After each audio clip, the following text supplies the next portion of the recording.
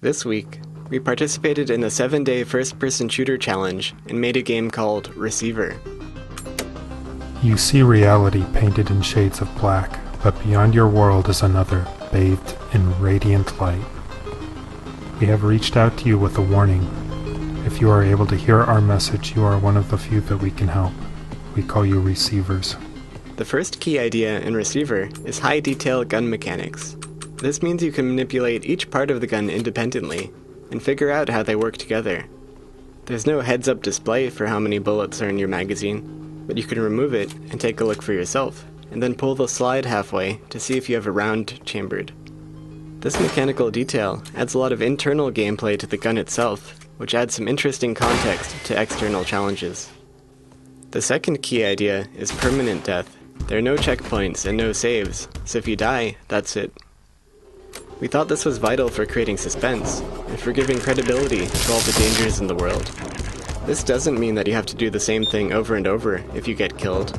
Instead, we randomize the whole world each time. The rooms are attached in a different order, enemies and items are placed in different positions, and your gun even starts in a different state. Those are the two major ideas we wanted to explore in this game, but we also touched on a few smaller ones. For example, to make the new gun controls more accessible, I added a smart help system. If you press question mark, it shows all of the commands that are available from your current state. However, it only highlights the ones that you need right now to get your weapon ready to fire. Once players go through a few rounds with the help system displayed, they should start to get the hang of it and make better decisions than the ones suggested by the help system. I also tried out some unusual ideas for the movement system. The most obvious is that to sprint forwards you have to tap W repeatedly, and your speed is based on your tap frequency. This would be unacceptable for a game that involves a lot of running, but in Receiver, running everywhere will get you killed pretty fast, so you only run occasionally.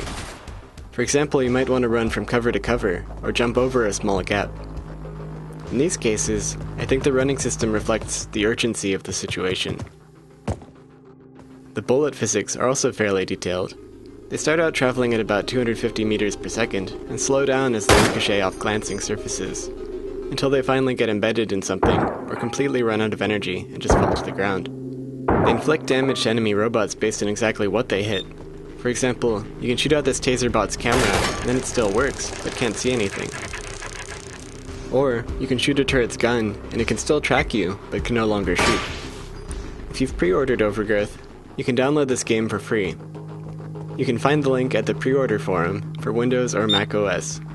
If you haven't pre-ordered Overgrowth, then you can get Receiver at a launch price of $5 this week from wolfire.com/receiver.